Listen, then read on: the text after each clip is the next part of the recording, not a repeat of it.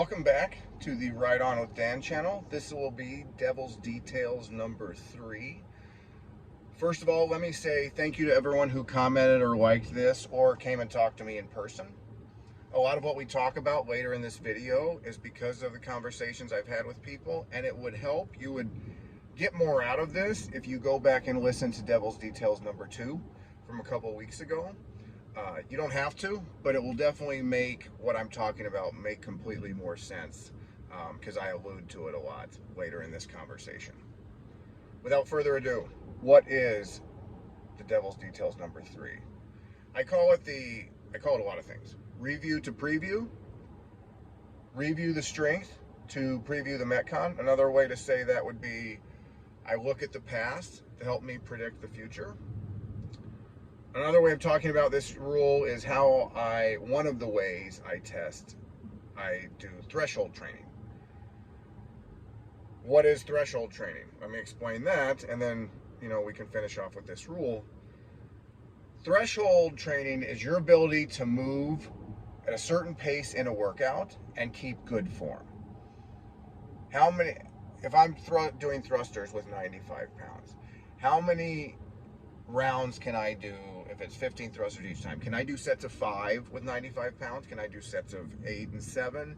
Can I do all the sets of 15 unbroken? Well, a lot of that depends on how strong you are. Not just your engine. Your engine definitely is a part of that, but also how strong are you? If your 1 rep max on a thruster is 115 pounds, then your cycles with 95 pounds are going to be pretty small. You're going to be doing sets of 2, 3, or 4 probably.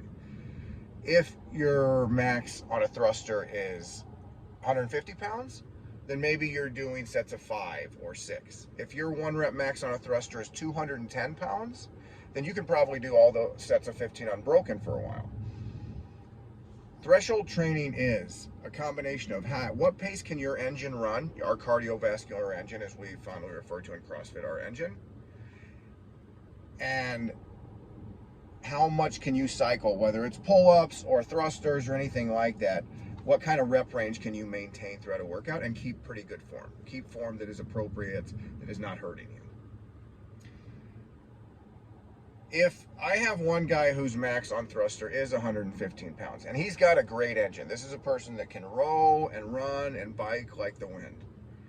And there's the other guy over here whose max on thruster is 200 pounds. And he's got a decent engine, but he's not beating this guy over here on the run or on the row and that kind of stuff. He just can't maintain that engine. But if they're both doing thrusters with 95 pounds in a workout, there's a very good chance the guy with the 210 pound max gets a better time on that workout because his engine just isn't working as hard. He doesn't need to recruit as much of his muscles. His lungs don't need to work as hard to keep moving that weight up and down as the guy over here who has the max of 115 pounds.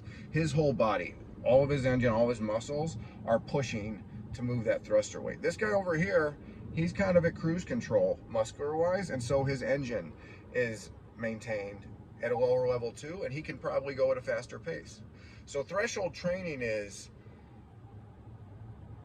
if you're a car and your max speed is 100 miles an hour, what pace can you go for a while and not blow your engine out, not burn out? I think there's a combination of, and these are ballpark figures, this is from me watching stuff and kind of thinking about it. I think our maintainable engine cardiovascular wise, let's say it's an exclusive cardio workout, is between 80 and 90% of our max. I think in CrossFit, we learn to maintain a pretty high average pace compared to what our full-on pace is.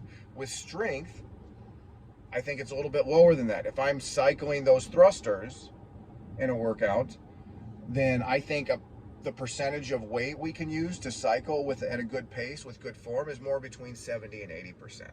So then overall in a workout, threshold training is combining that cardiovascular engine with your strength. How much can I cycle a weight? Let me be very specific with something that would make sense to you guys on this. And this is one of the points Patrick brought up last week. He's like, use the workouts you're programming, either in the past, this week, or in the future, the workouts we're doing, because it'll help drive your point home. He was talking for himself. I would find this more interesting because it lets me know what we're doing specifically in class. And great idea. Think back. Now, this is a long time ago. I know we were all different people back then. In August, we were working on power snatch and squat snatch. I was giving you the choice because I think for a lot of people, for various reasons, if you never squat snatch that heavy again, it's not a big deal. But I do think you do need to do a snatching type movement. I think that is very useful for all of us. So I was giving people the choice. What were two of the retests we did in September? Amanda and Isabel.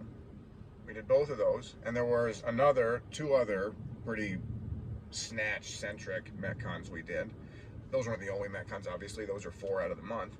But I made sure as I was coming out of that snatch, I could look ahead. We are going to test that in a workout. I'm going to test your threshold. I'm going to see now if you get the chance to get a PR on these workouts. All things considered, hopefully your engine is better than in the past. But now if I've made you stronger, let's use that strength to help increase your speed on Isabel or Amanda. What did we do for strength in September? Well, strict press and squat cleans. Out of the first, what are we on, like the 10th of this month, we've already done 2 squat clean hero WODs, or hero WODs that involve squat cleans this month. We're doing all kinds of hero WODs this month, but I definitely made sure we were going to do some that involve squat cleans. Speaking of HEROctober, since going back to Patrick's point, let's be specific. This month is a little unique in that sense because you're going to do a lot more retesting this month than we would normally in any given month. And I think as this has evolved, I think that's fun. I wouldn't do this all the time, but this is the 3rd year we've done HEROctober, and instead of doing 1 or 2 or 3 retest metcons in that month like we would in normal months, you're going to get the chance to do 10 or 15. So you're both getting fitter, you're training, you're getting stronger, but you're also retesting a lot. And I just think that's fun. People seem to enjoy it, and I think it's a different way of doing things. So that's why we'll keep doing HEROctober for a while. One of my last points, and this goes back to the devil's details too, Crystal came up to me and she was talking about, when I was talking about that 5-round workout. And there's the guy that wins round 1 and then crashes and burns. And then there's the person that can maintain a very high average over all 5 rounds of that workout and finishes much faster. In the same way that I was saying in life, if fitness is for each of us is on a scale of 1 to 10, I think it's much more useful, much more impressive, just smarter and better for you in life, rather than being at a 10 for 1 year or 2 years. Have your fitness level be at a 7.8 for 50 years.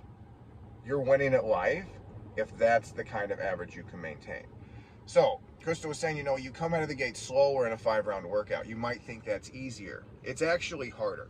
I think both mentally and physically, because if you do that right, it's going to give you the freedom and the choice. You will have the choice that at the end of that workout, you still need to push hard if you're making that useful. And you go into that workout going slow, knowing I have to make that decision. That at the end of this, I'm going to have to push harder than I want because I can, because I paced right at the beginning. If you do a handstand push-up workout, handstand push-ups is one of those movements that once you're kind of done for a while. So you come out of the gates, you're doing bigger sets at the beginning of that workout than you should. At the end of that workout, you're standing around staring at the wall. You may want to go really bad. You don't have the chance to. Now you've got the other guy who broke up the sets appropriately, and now at the end of this workout can still keep doing them. And not only that, may have the choice, let's say it is a retest workout. You have the ability to be like, I'm going to push really hard here, really toe that line, that threshold line of how am I going to make it, and see if I can get that 10-second, 15-second, 30-second PR on this workout. In the same way as Crystal was saying, we were talking about this, doing hard stuff in the gym helps you practice and get better at doing hard stuff in life. Having that discipline in a workout gives you the freedom at the end of that workout to push harder than you would otherwise, where if you don't have that kind of discipline, the decision's made for you. There's the discipline to do something, and there's the discipline to not do something. In the morning, do you have the discipline to get up early? Do you have the discipline to come to class at 5:30 in the morning? Do you have the discipline after work to come at 6:30 even though it's been a long day? Then there's the other kind of discipline. Do you have the discipline to not drink the whole bottle of wine in the evening? A discipline that I struggle with all the time. Having discipline gives you the freedom to make the choices of what you want to do and having the mental strength to making the choices you should be making. And so both in a workout, learning how to pace and then learning how to make that choice. Yes, I am really tired, I am really hurting, but at the end of this workout, I'm going to floor it. I'm going to redline now for the last minute, for the last minute and a half, for the last 30 seconds, whatever it may be, and get the most out of this workout rather than I burned out at the beginning and I'm just trickling along, fading out at the end of this thing. So, I think that was a very valid point on Crystal's part, that training this way, learning how to pace, learning how to maintain that consistency, doesn't mean you never go hard. It means you go hard more often in a more intelligent manner and you get more out of it. So, I think that about wraps this one up. Again, please comment, ask any questions, mention anything you think I left out, how I should cover stuff in the future. Alluding to next week, just a little teaser. And I speak mainly to people my age and above. Whenever you say, I'm too old, or I'm too old for this, what you're really saying is, I'm too lazy. And that's something, because I have said I'm too old, and there's the little voice in my head. You just said you're too lazy for that. All right, right on. Thanks. I'll see you later.